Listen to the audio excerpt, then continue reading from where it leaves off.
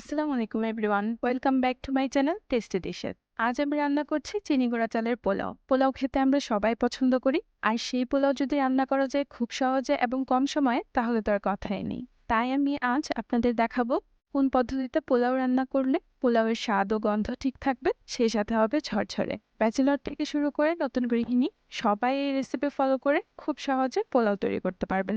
চলুন তাহলে রান্নায় চলে যাই। আমি একটি গরম হাঁড়িতে 1/3 কাপের মতো সয়াবিন তেল দিয়ে দিচ্ছি। তেল হালকা গরম হয়ে গেলে দিয়ে দিব গোটা গরম মশলা।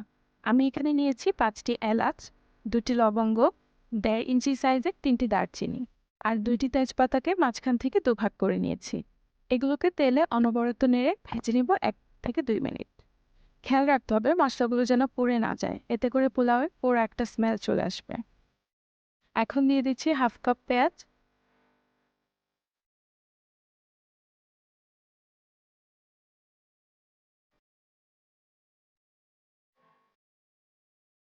পেঁয়াজের কালার চেঞ্জ হয়ে গেলে দিয়ে দিব চাল।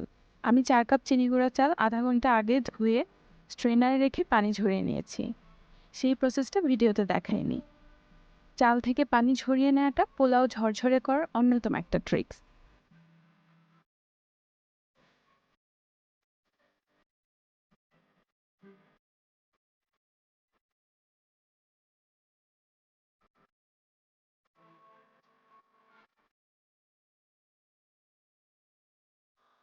এবার দিয়ে দিচ্ছি 1 টেবিল চামচ আদা বাটা, 1 চা চামচ রসুন বাটা।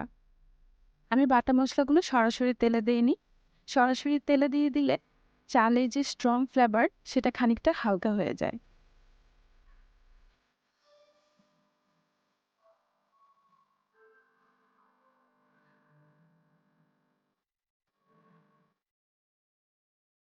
মশলার কাঁচা স্মেল চলে গেলে দিয়ে দিব 2 টেবিল চামচ বাদাম বাটা।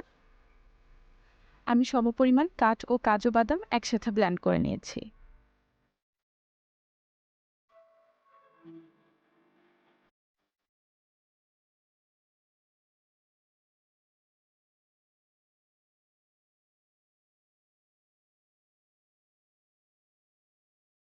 চালটাকে আমি ভালো করে ভেজে নিলাম। চাল ভালোভাবে ভাজা হয়েছে কিনা এটা বোঝার উপায় হচ্ছে চাল ভাজা হয়ে গেলে খেয়াল করবেন চালের কালার সাদা হয়ে যায় এবং ফুটতে শুরু করে। এখন দিয়ে দিচ্ছি 5 কাপ গরম পানি আর 1 কাপ দুধ।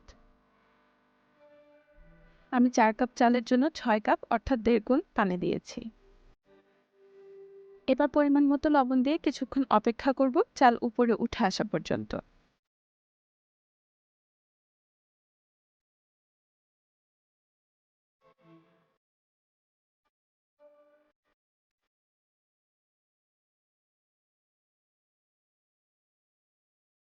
দেখতেই পাচ্ছেন পানির লেয়ার চালের নিচে নেমে গেছে। এই পর্যায়ে দিয়ে দিচ্ছি 7টি কাঁচামরিচ।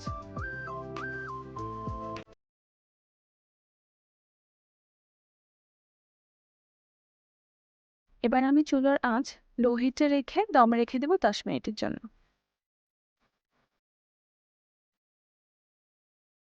ফিরে এলাম 10 মিনিট পর। আমার পোলাও রান্না অলমোস্ট ডান।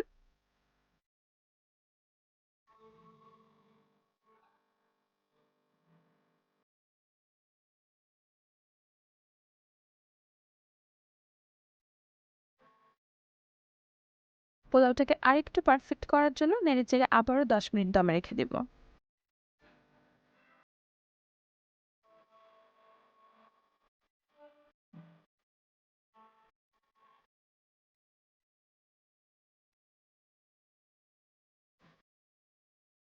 দেখতেই পাচ্ছেন পোলাওটা কতখানি তুলতুলে আর ঝরঝরে হয়েছে।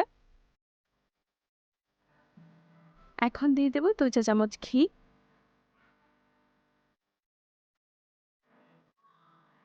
আর পেঁয়াজ বেরেস্তা। ব্যাস রেডি হয়ে গেল আমার পোলাও। আশা করি আপনারাও আমার রেসিপি ফলো করে পোলাও রান্না করবেন এবং অবশ্যই কমেন্ট সেকশনে জানাবেন আপনাদের ফিডব্যাক। Thanks for watching.